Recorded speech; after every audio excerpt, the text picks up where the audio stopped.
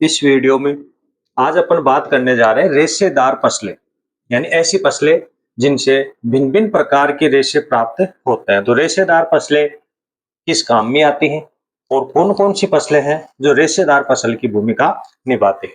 तो आज अपन देख रहे हैं रेशेदार फसलें।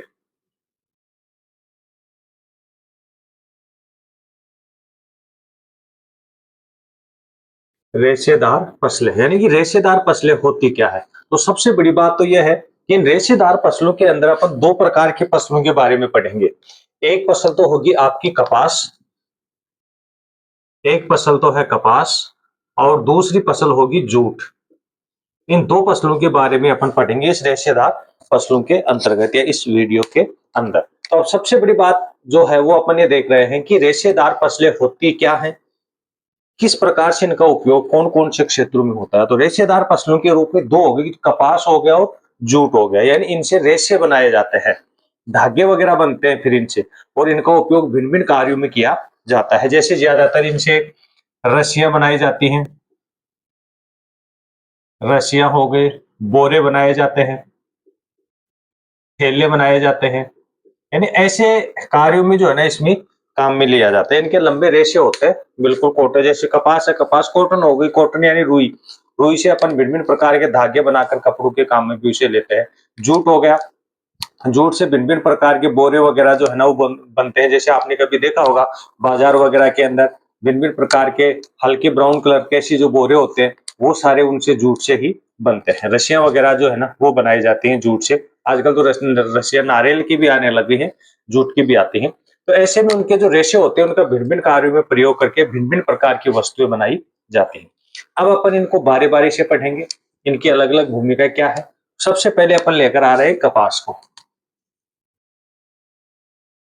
कपास यानी कि ये देखना है कि कपास क्या है। यानी कपास एक उष्ण कटिबंधीय फसल है, सीधी सी बात है। उष्ण कटिबंध यानी ज्यादा तापमान वाले क्षेत्रों में बोई जाने वाली फसल उष्ण कटिबंधीय फसल है। ज्यादा तापमान वाले क्षेत्रों में इसे बोया जाता है। तो और इसकी जो ऋतु है वो खरीफ की ऋतु में बोया जाता है इसे। खरीफ की ऋतु, खरीफ ऋतु में इस फसल को बोया जाता है। यानी सीधी सी बात यह है कि सबसे पहले हमें फसल की ऋतु का पता करना होता है। फसल की ऋतु का जब हमें पता हो गया कि रबी में बोई जा रही है, जायद की है या खरीफ की है, तो उसके तापमान वर्षा वगैरह को अपन आसानी से पता कर सकते हैं। तो यानी कि खरीफ ऋतु में बोई जाने वाली फसल है उष्ण कटिबंधीय क्षेत्रों में, तो यानी कि ज्यादा तापमान इसे चाहिए।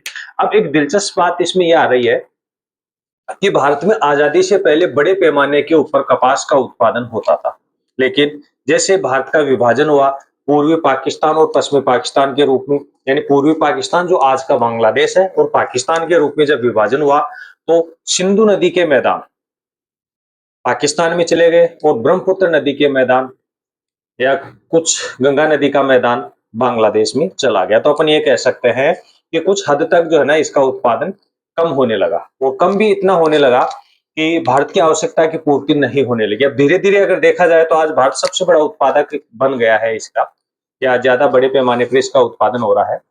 लेकिन ये दोनों भाग चले जाने के कारण कुछ हद तक जो है ना उसमें दिक्कतें आई, लेकिन फिर भी अब भारत में अच्छा कपास का उत्पादन हो रहा है। तो भारत का लगभग 4.7% जो भूमि है भारत की उसके ऊपर कपास का उत्पादन किया जा रहा है। इसके लिए भिन्न भिन्न प्रकार के रेशे जो है ना वो तैयार होते हैं। अब इसके विभाजन के बाद में जो स्थिति उत्पन्न हुई उसके बाद धीरे धीरे भारत में जो है ना इसके एक कपास उत्पादन के रूप में है ना वो गति पकड़ी, क्योंकि अंग्रेजी शासन काल के दौरान से ही ज्यादातर औद्योगिक फसलों का उत्पादन किया जाता था। तो ये एक औद्योगिक फसल की श्रेणी में आती है, कपास जूट वगैरह। तो इनका ज्यादातर उत्पादन किया जाने लगा और वस्त्र निर्माण होता था। तो ज्यादातर यहाँ पर जूट वगैरह, कपास वगैरह और नील की खेती भी यहाँ पर की जाने लगी और उसे इंग्लैंड भेजा जाने लगा था। अब अपन आ रहे हैं कि इसके मुख्य बिंदुओं के ऊपर। ये एक कपास के उत्पादन के लिए कैसा वातावरण होना चाहिए, कौन सा ऐसा भौगोलिक दशाएं हैं जिनसे अपन कपास का अच्छा उत्पादन प्राप्त कर सकते हैं। तो सबसे पहले इसमें अपन देखेंगे भौगोलिक दशाएं कि कपास के लिए आवश्यक भौगोलिक दशाएं क्या है। ऐसा कौन सा वातावरण है जिसके अंतर्गत अपन अच्छा उत्पादन कर सकते हैं। आवश्यक भौगोलिक दशाएं सभी फसलों में एक सी पॉइंट एक ही आ रहा है, लेकिन उसके अंदर का मैटर है ना वो बदल रहा है। तो इसमें एक नंबर पे आ रहा है आपका तापमान। अब तापमान हमें देखना है। तापमान देखने के लिए सबसे पहले अपन फसल की ऋतु देखेंगे कि कौन सी ऋतु में ये फसल बोई जा रही है। तो अब कपास की फसल की बात कर रहे हैं। कपास खरीफ की ऋतु में बोया जाता है और खरीफ की ऋतु का जो ताप स्थिति समय क्या होता है, अक्टूबर नवंबर से खरीफ की ऋतु में जून जुलाई में इसे बोया जाता है और सितंबर अक्टूबर में इसे काट लिया जाता है। तो जून जुलाई गर्मी का महीना होता है। तो इसके लिए लगभग 20 से 30 डिग्री सेंटीग्रेड तापमान की आवश्यकता होती है, यानी कि ज्यादा तापमान इसके लिए चाहिए। इसके लिए पाला हानिकारक होता है। पाला हानिकारक होता है। इसके लिए मौसम साफ और तेज धूप होनी चाहिए। तेज धूप का होना जरूरी है। या अपन ये कहें कि 200 दिन पाला रहित होना चाहिए। 200 दिन पाला रहित मौसम होना चाहिए। अब 200 दिन पाला रहित मौसम क्यों होना चाहिए? क्योंकि इस कपास के जो डोडे होते हैं, ये कपास के डोडे जब पककर तैयार हो जाते हैं तो बाहर निकल जाते हैं, इसे फट जाते हैं और फट के या अंदर से रुई निकल आती है। अगर लगातार ओस वगैरह गिरेगी, पाला गिरेगा, तो इसमें स्थिति ये हो जाती है कि उसके ऊपर लगातार पाला वगैरह गिरने के कारण नमी आ जाएगी उसमें कॉटन में, और नमी आने के कारण है ना उसका रंग काला हो जाएगा और उसकी क्वालिटी खराब हो जाती है। तो बिल्कुल साफ मौसम 200 दिन पाला रहित होना चाहिए, क्योंकि सितंबर अक्टूबर तक जाते जाते मौसम में बदलाव आता है। वो बदलाव आने के कारण इसको नुकसान हो सकता है। दूसरे नंबर पे आ रहा है इसमें वर्षा। यानी वर्षा इसके लिए अच्छी मानी जाती है।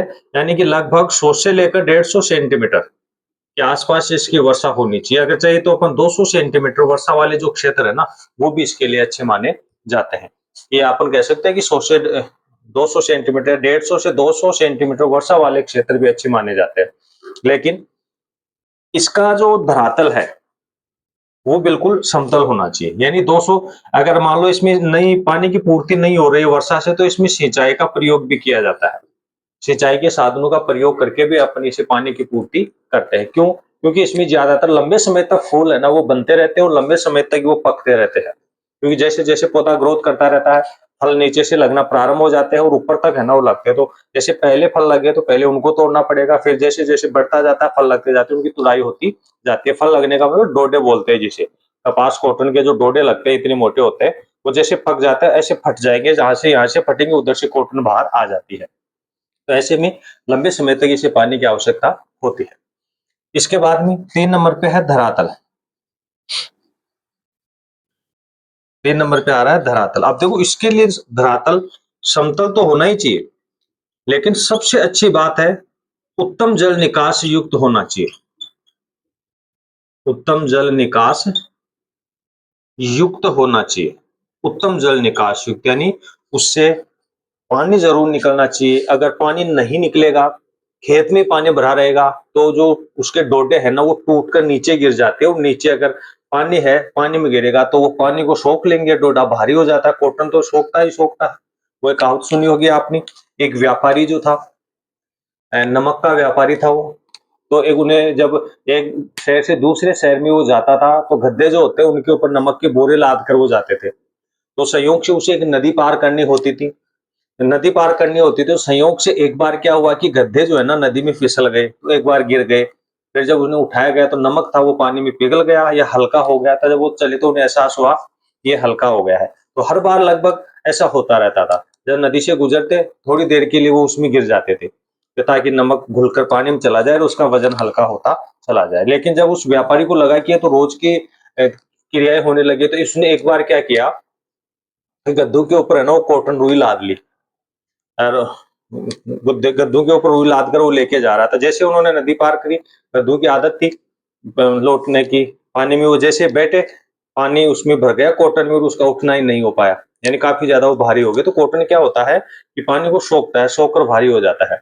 ऐसे जैसे वो पानी को सोखेगा उसकी क्वालिटी भी समाप्त हो जाती है। तो ऐसे में जल निकलना बहुत ही जरूरी है। जब धरातल से जल नहीं निकलेगा, जल नहीं निकलेगा तो डोडे उसमें गिरेंगे, गिरेंगे तो वो भीग जाएंगे, भीग कर उसकी जो चमक होती है वो ना वो शाइनिंग जो है ना वो समाप्त हो जाएगी, तो उसकी गुणवत्ता नष्ट हो सकती है। तो समतल धरातल के साथ साथ उत्तम जल निकास युक्त वाला होना चाहिए।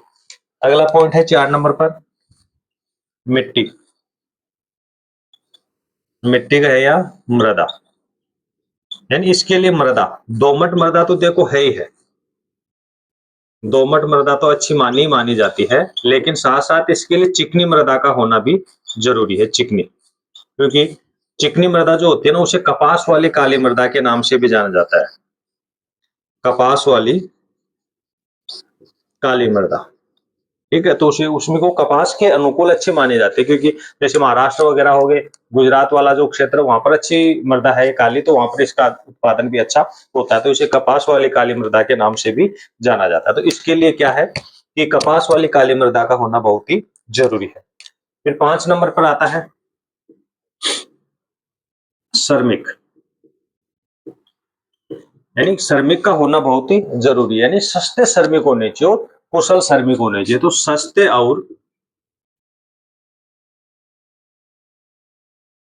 और कुशल श्रमिकों का होना जरूरी है, क्योंकि इसकी खेतों की निराई गुड़ाई करने, बुआई जुताई करने के लिए, खरपतवार निकालने के लिए, और सबसे बड़ी चीज तो यह है कि डोडों का चुनाव करने के लिए डोडे चुने जाते हैं, चुनने का मतलब तोड़े जाते हैं। तो एक पेड़ के पास अपन ये डोडे तोड़ने के लिए 5-6 बार आते हैं, 5-6 बार आएंगे, क्योंकि उसके आने का समय अलग है, पकने का समय अलग है।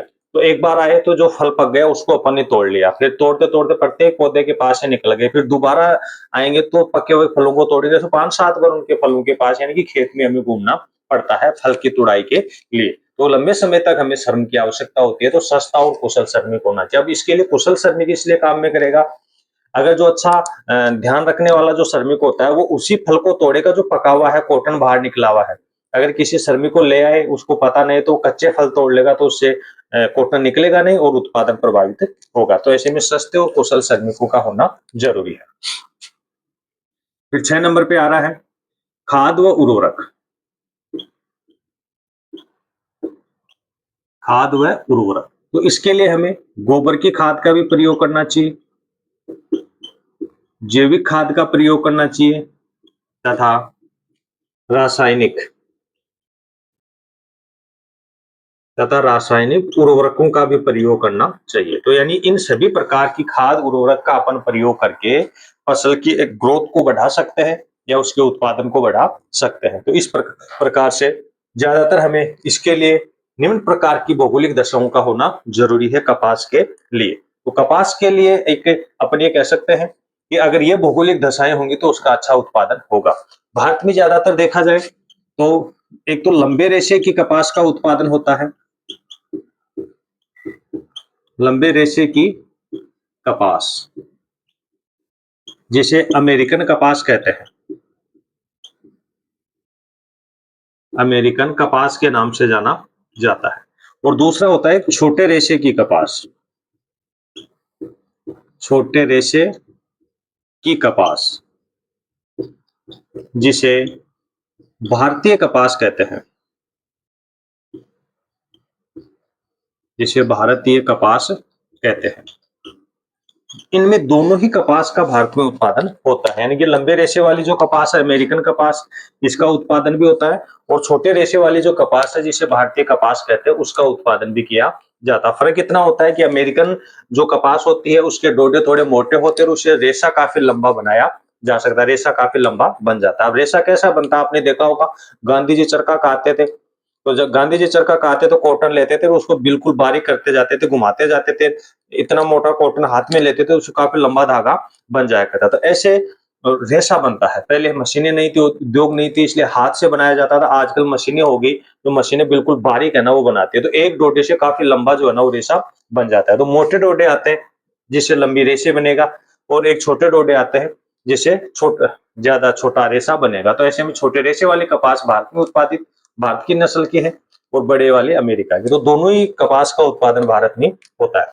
अब भारत में अगर आप देखेंगे इस कपास के लिए उत्पादक क्षेत्र, यानी भारत के अंदर कौन कौन से ऐसे क्षेत्र हैं जहां पर इसका उत्पादन होता है, तो इसके लिए 3 क्षेत्र प्रमुख माने गए हैं। इसके लिए 3 क्षेत्र प्रमुख माने गए हैं जहां पर आज भारत में जो है ना इसका उत्पादन होता है। तो इन तीनों क्षेत्रों को अपन एक भारतीय मानचित्र के माध्यम से प्रदर्शित करेंगे, और उसी के माध्यम से हम आपको बताने की कोशिश करेंगे कि भारत के कौन कौन से क्षेत्रों में इसका उत्पादन होता है। तो सबसे पहले अपन एक मानचित्र ड्रॉ कर लेते हैं, जिसके माध्यम से हम पता कर सके कि भारत के कौन से राज्यों के अंदर इस कपास का उत्पादन होता है। ठीक है, ये भारत का मैप हो गया। इससे पहले अपन देखेंगे कि भारत के उत्पादक क्षेत्र, उत्पादक क्षेत्र यानी भारत में 3 क्षेत्रों में इसका उत्पादन होता है। एक क्षेत्र तो हो गया उत्तरी पश्चिमी क्षेत्र, उत्तरी पश्चिमी क्षेत्र। दूसरा हो गया पश्चिमी क्षेत्र और तीसरा हो गया दक्षिणी क्षेत्र, दक्षिणी क्षेत्र। यानी इन 3 क्षेत्रों में इसका उत्पादन होता है। अब उत्तरी क्षेत्रों में अपन देखेंगे कि क्या-क्या आते हैं, जैसे पंजाब, हरियाणा तथा उत्तरी राजस्थान, उत्तरी राजस्थान। अब उस उत्तरी राजस्थान में अपन देखेंगे तो जैसे गंगानगर हो गया, हनुमानगढ़, ये जो जिले हैं वो राजस्थान के आ जाते हैं। पश्चिमी क्षेत्र में अपन देखेंगे इसमें गुजरात हो गया, महाराष्ट्र तथा पश्चिमी मध्य प्रदेश, पश्चिमी मध्य प्रदेश, ये पश्चिमी क्षेत्र में आ जाते हैं। दक्षिण में देखेंगे अपन कर्नाटक, तमिलनाडु, आंध्र प्रदेश, ये ऐसे राज्य हैं जहां से इस कपास का उत्पादन होता है। यानी कि अपन ये देखा कि उत्पादक क्षेत्रों में कौन कौन से क्षेत्र आएंगे। तो पहला उत्तरी पश्चिमी क्षेत्र है। अब इस उत्तरी पश्चिमी क्षेत्र को देखेंगे तो ये वाला जो भाग है ना, ये आ जाएगा उत्तरी पश्चिमी क्षेत्र के अंदर, ये वाला भाग आ जाएगा। और ये वाला भाग कौन सा है आपका, 1 नंबर वाला आ गया, जिसमें पंजाब, हरियाणा तथा उत्तरी राजस्थान, राजस्थान के गंगानगर, हनुमानगढ़ वाले क्षेत्र आ गए हैं। फिर दूसरा है पश्चिमी क्षेत्र। पश्चिमी क्षेत्र में गुजरात, महाराष्ट्र और मध्य प्रदेश आता है। गुजरात का ये भाग आ गया, ये महाराष्ट्र वगैरह और ये पश्चिमी मध्य प्रदेश का भाग आ गया है। यहाँ पर इसका उत्पादन होता है। दक्षिण में कर्नाटक हो गया, तमिलनाडु हो गया और आंध्र प्रदेश हो गया। इन क्षेत्रों के अंदर इनका उत्पादन अच्छा होता है। तो इनकी कपास के लिए अगर देखा जाए तो इन क्षेत्रों में कपास का अच्छा उत्पादन होता है। और कपास अगर देखा जाए तो ये बहुत ही उत्तम किस्म की रेशे वाली फसल के नाम से इसे जाना जाता है, क्योंकि बहुत से उद्योगों के लिए ये कच्चे माल का कार्य भी करता है। विशेषकर अगर देखा जाए तो वस्त्र उद्योगों के लिए ये ज्यादातर कपास का या कच्चे माल का कार्य करता है। इसके बाद में ऐसी इसी क्रम में हमारी दूसरी फसल आती है, जो वो भी रेशेदार फसल है, वो है जूट। जूट जो फसल है उससे भी अपन ज्यादातर विभिन्न प्रकार के रेशे बनाए जाते हैं। विशेषकर जूट से बनाए जाने वाले रेशों में एक तो विभिन्न प्रकार के जो थैले बनाए जाते हैं, उन थैलों का प्रयोग किया जाता है, या थैले जो है ना इनसे बनते हैं। इसके अलावा बोरे वगैरह जो बनाए जाते हैं, रस्सियां बनाई जाती हैं, ये विशेषकर जूट से जो है ना वो बनाए जाते हैं। अब जूट के साथ एक समस्या ये रही है कि भारत पाकिस्तान विभाजन के दौरान भारत का अधिकांश यानी पूर्वी भाग और पश्चिमी भाग जब भारत से अलग हो गए, पूर्वी भाग यानी जिसे पूर्वी पाकिस्तान कहते हैं, बांग्लादेश, और पश्चिमी यानी पाकिस्तान, भारत से अलग होने के कारण जो अधिकांश कपास उत्पादक क्षेत्रों पे तो बहुत कम प्रभाव पड़ा था, लेकिन जूट उत्पादक क्षेत्रों पर बहुत ही ज्यादा प्रभाव पड़ा था। तो अपन ये कहें कि लगभग जूट के अधिकांश भाग जो है ना वो चले गए थे। तो इसमें लगभग भारत में जूट का उत्पादन 0.5% के आसपास से जो है ना वो भारत में उत्पादन होता है। इतने में भी अगर कहा जाए तो ज्यादातर इसका उत्पादन देखा जाएगा तो पश्चिमी बंगाल, पश्चिमी बंगाल तथा इसके संस्पर्शी संस्पर्शी जो क्षेत्र है, संस्पर्शी का मतलब पश्चिमी बंगाल के साथ जो जुड़े हुए क्षेत्र हैं, उन क्षेत्रों में ज्यादातर इसका उत्पादन होता है। और भारत पाकिस्तान विभाजन जब हुआ उस दौरान जूट उत्पादक क्षेत्र है ना वो लगभग ही चले गए थे, क्योंकि उधर ब्रह्मपुत्र, थोड़ा गंगा नदी का भाग उधर चला गया था। क्योंकि ये देख लो पाकिस्तान में पश्चिमी बांग्लादेश में इसका अच्छा उत्पादन होता है और पूरा बांग्लादेश में होता था, पूर्वी बांग्लादेश जिसे कहे, लेकिन वो अधिकांश भाग उधर बांग्लादेश में, उधर सिंधु घाटी सभ्यता या सिंधु नदी का जो तंत्र है उधर जूट का अच्छा उत्पादन होता था। लेकिन फिर भी भारत में आज इसका ज्यादातर उत्पादन किया जाने लगा है। और भारत में भारत जो है ना वो उत्पादन की दृष्टि से जो है ना क्षेत्रफल की दृष्टि से जो है ना वो प्रथम आ रहा है, और उत्पादन की दृष्टि से जो है ना वो द्वितीय स्थान पर है। चीन का जो है स्थान है ना वो प्रथम आ जाता है। तो भारत के अंदर 0.5% जो भाग है वो जूट उत्पादक या भारत के कुल कृषि क्षेत्र के 0.5% भाग पर इस जूट का उत्पादन किया जाता है। अभी जूट देखो होता क्या है, अधिकतम अगर इसकी देखा देखा जाए तो 10-12 फीट तक की ऊंचाई होती है इसकी। अपने अंगुलियों के आकार में इसके जो तने होते हैं फसल के, वो तने होते हैं, और उसके पत्तियां वगैरह, और अंत में जाकर उसके बीज वगैरह फलियां लगती हैं। लेकिन वो फलियों से उसका कोई उत्पादन नहीं होता है, बल्कि हमें तो रेशे चाहिए। तो ऐसे में क्या होता है कि ये जो अंगुलियों के आकार में, अंगुलियां अंगूठे अंगूठे से थोड़े मोटे आकार में इसके जो तना होता है, उस तने के ऊपर जो छाल होती है, जैसे मान लो अपन जो और भी ज्यादा मान लो अगर पेड़ पौधा आपने नहीं देखा है तो नीम का पेड़ आपने जरूर देखा होगा कि कभी कभार हफ्ते में 1-2 बार आप नीम का ब्रश करते हैं, नीम को दातुन के लिए काम में लेते हैं। तो नीम की इतनी डंडी तोड़ी अपन ने और उसको चबाया और उसे दातुन कर रहे हैं। अगर नहीं करते हो तो करना चाहिए हफ्ते में 1 या 2 बार। जब उसको अपन चबा रहे हैं तो ऊपर से हल्का छिलका सी उतरता है और उसके अंदर से कठोर पदार्थ आ जाता है। ठीक है, जो ऊपर से हल्का छिलका उतरता है वो उसके इसी प्रकार से उस उसमें होता है जूट में, कि जो तना होता है ऊपर से, वो छाल बोलते हैं उसे। ठीक है, तो जैसे नीम के भी अपन चाहे तो मुंह से छोल कर अलग कर सकते हैं। ऐसे में उसकी जो छाल होती है ना उसको ऐसे छोला जाता है। जब डंठल ये हो गया इतना, यहाँ से इसको ऐसे पकड़ा और ऐसे इसको चारों तरफ से जो है ना इसकी छाल ले ली जाती है, और बाकी जो ऐसे व्हाइट आ जाता है फिर उसको फेंक दिया जाता है। ऊपर जो हल्का ब्राउन कलर का होता है उसकी छाल है ना ऐसे उतार ली जाती है। और ये सूखे में नहीं उतरती, बल्कि जूट लाने के बाद में उसे लंबे समय तक पानी में भिगोना पड़ता है। लंबे समय तक पानी में उसे भिगोएंगे, तो जब उसकी सड़ गलने लग जाता है, बदबू आने लग जाती है बहुत ज्यादा, जब वो अच्छी तरीके से सड़ गल जाता है तो उसको बाहर निकालेंगे और फिर उसकी छिलाई करते हैं। तो वो बाहर निकाल लेते हैं और फिर उसके जो है ना रेशे बनाए जाते हैं, और फिर उनसे भिन्न भिन्न प्रकार की वस्तु बनाई जाती है। तो ऐसे में देखा जाए तो ये देखना है हमें कि ज्यादातर इस फसल का भी उत्पादन रबी में होता है, ज्यादा तापमान व खरीफ खरीफ में होता है ज्यादा तापमान वाले, लेकिन दक्षिणी भारत में होता ही नहीं है ये।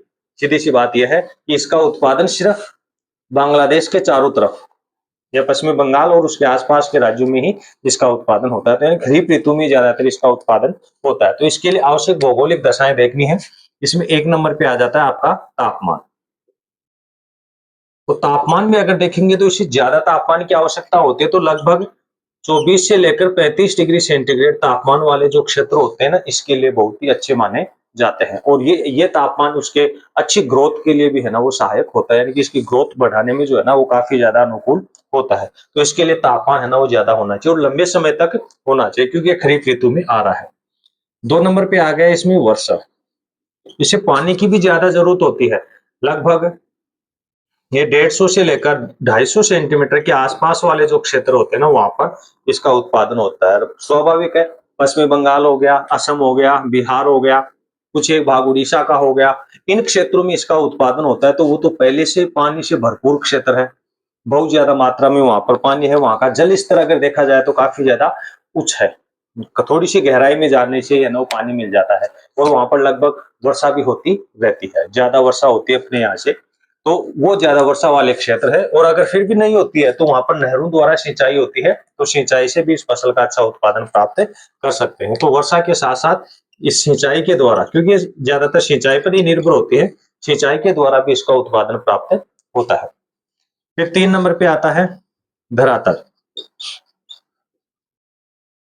अब इसके धरातल के लिए बात करें तो धरातल में तो समतल धरातल तथा उत्तम जल निकास युक्त, उत्तम जल निकास युक्त होना चाहिए।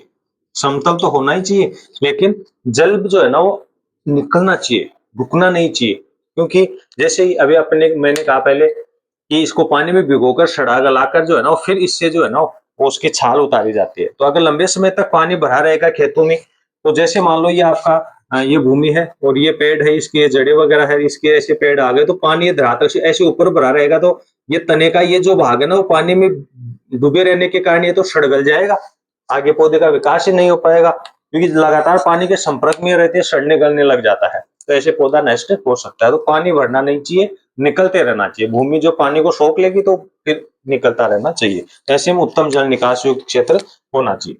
फिर 4 नंबर पर आ रहा है मृदा। यानी मृदा इसके लिए दोमट मृदा बहुत ही अच्छी मानी जाती है, दोमट मृदा, या इसे जलोढ़ मृदा भी कहें या दोमट मृदा भी कहें। और ये ज्यादातर पश्चिमी बंगाल वाले क्षेत्रों में, बिहार वाले क्षेत्रों में तो इसकी भरपूर मात्रा है, क्योंकि उधर गंगा और उसकी सहायक नदियां जो है ना वो प्रवाहित होती है। तो जैसे पश्चिमी बंगाल में हुगली हो गई, भागीरथी हो गई, महानंदा हो गई, बिहार में कोसी नदी हो गई, ये नदियां काफी ज्यादा जो है ना वो जल अपरदित करके लाती हैं मिट्टी वगैरह को, वहां पर लगभग बिछाती रहती हैं। तो वहां पर काफी ज्यादा मात्रा में जो है ना, जैसे भी पश्चिमी बंगाल में दामोदर नदी है, दामोदर नदी को पश्चिमी बंगाल का शोक कहा जाता है। शोक यानी दुख, दुख क्यों कहा जाता है कि वो लगभग प्रतिवर्ष पानी बहाकर लाती है और वहां पर जमा कर देती है, जिससे फसलें नष्ट हो जाती है। जैसे कोसी नदी है, कोसी नदी को बिहार का शोक कहते हैं, वो भी बहुत ज्यादा मात्रा में मृदा काट कर लाते हैं। तो ये जलोढ़ या दोमट मृदा बहुत अच्छी होती है, तो वहां पर इसका अच्छा उत्पादन होता है। फिर 5 नंबर पर है श्रमिक। श्रमिक सस्ते होने चाहिए और कुशल भी होने चाहिए।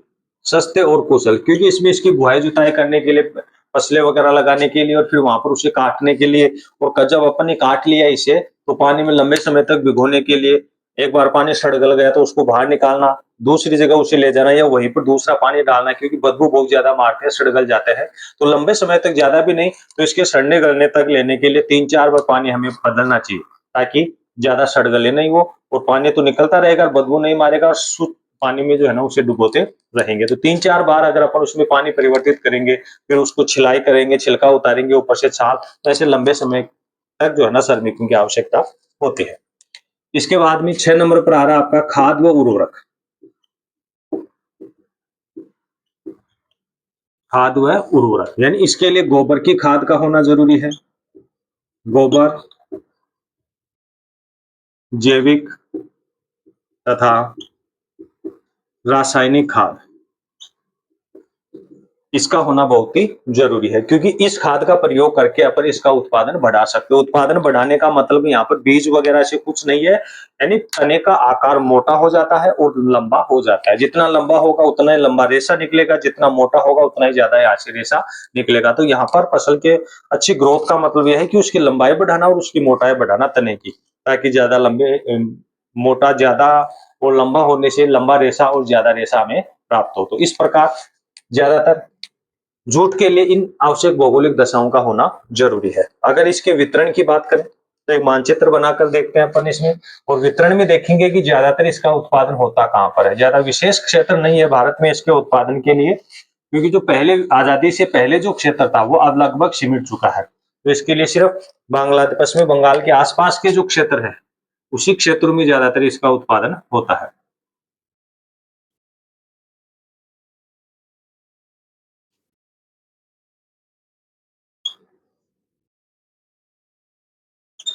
ये जो भारत है इसमें अगर देखा जाए तो ज्यादातर ये आपका बांग्लादेश है। देखो यहाँ से अगर अपन देखेंगे तो इस प्रकार से आपका ये बांग्लादेश वाला जो भाग है, ठीक है, ये बिहार वाला भाग है, बिहार हो गया, पश्चिमी बंगाल हो गया, और ये इधर बांग्लादेश हो गया।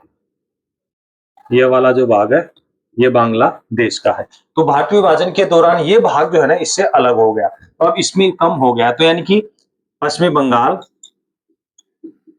तथा इसके संस्पर्शी क्षेत्र है, वहीं पर इसका उत्पादन होता है। अब संस्पर्शी क्षेत्र में बिहार भी हो गया आपका, इधर आपका झारखंड वाला भाग हो गया, इधर उड़ीसा वाला थोड़ा थोड़ा भाग इसमें आ जाता है। इधर अगर देखा जाए तो ये असम वाला जो भाग है, ये वाला, इसमें से भी जो है ना इसका कुछ हद तक थोड़ी मात्रा में उत्पादन होता है। तो ज्यादा तो अगर कहा जाए तो पश्चिमी बंगाल अकेला जो है वो लगभग 60% इस जूट का जो है ना वो उत्पादन करता है। तो भारत में सबसे ज्यादा जूट का उत्पादन पश्चिमी बंगाल के द्वारा ही किया जाता है। और कुछ इसके संस्पर्शी भाग आ गए, जिसमें असम भी आ गया है, बिहार आ गया है, झारखंड आ गया, उड़ीसा आ गया है। तो इन क्षेत्रों से ज्यादातर उत्पादन होता है। आजादी से पहले ये जो सिंधु नदी है वाला, ये जो वाला भाग है पाकिस्तान वाला, ये अलग हो गया, और इधर ये बांग्लादेश वाला जो भाग है ना वो अलग हो गया, इसलिए इसका उत्पादन है ना वो प्रभावित हुआ है। तो इस प्रकार से इस वीडियोज के अंदर अपन ने रेशेदार फसलें, जिनसे भिन्न भिन्न प्रकार के रेशे बनाए जाते हैं, उनका अध्ययन किया है। आगामी वीडियोज में हम औद्योगिक फसल लेके आएंगे। वैसे तो ये रेशेदार फसल भी उद्योगों की फसल है, लेकिन अलग औद्योगिक फसल है जो विशेषकर उद्योगों के लिए काम में ले जाती है। अपने चैनल को लगातार देखते रहिए, सब्सक्राइब कीजिए तथा शेयर भी करते रहिए, ताकि अधिक लोगों तक हमारे वीडियो पहुँचते रहे। धन्यवाद।